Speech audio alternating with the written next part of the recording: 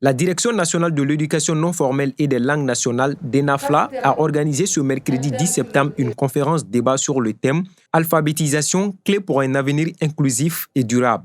Cette conférence s'inscrit dans une logique de continuité de la célébration de la Journée internationale de l'alphabétisation. La Journée internationale de l'alphabétisation, célébrée chaque année le 8 septembre, constitue un moment privilégié pour réaffirmer notre engagement collectif en faveur de l'éducation pour tous.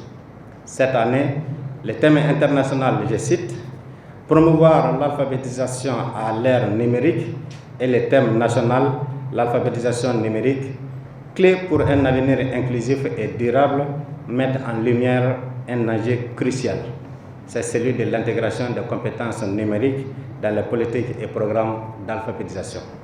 Le panéliste et chargé de programme éducation de l'UNESCO à Bamako, Ibrahima Cissé, a exposé le document international qui encadre la gestion du numérique dans le secteur de l'éducation, en mettant en exergue les atouts et les risques de l'usage du numérique.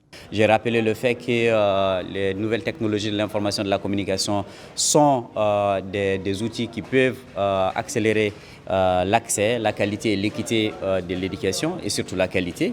Mais si on n'est pas très vigilant, ils peuvent aussi renforcer les inégalités. Donc il faudrait que les États veillent à ce qu'il y ait des politiques éducatives inclusives qui prennent en compte la dimension du numérique tout en s'assurant que ces politiques-là vont faire en sorte que le numérique est bien encadré, le numérique est au service de l'homme, le numérique ne laisse personne de côté. Lors de cette activité, les officiels ont procédé à une remise de tablettes et d'attestations aux lauréats des concours de poésie en langue nationale, issus de nombreuses académies d'enseignement à travers le Mali. Ce concours a été organisé fin août par DENAFLA en partenariat avec la Fondation Orange. Les récipiendaires se disent contents et prêts à se former davantage pour valoriser les langues nationales.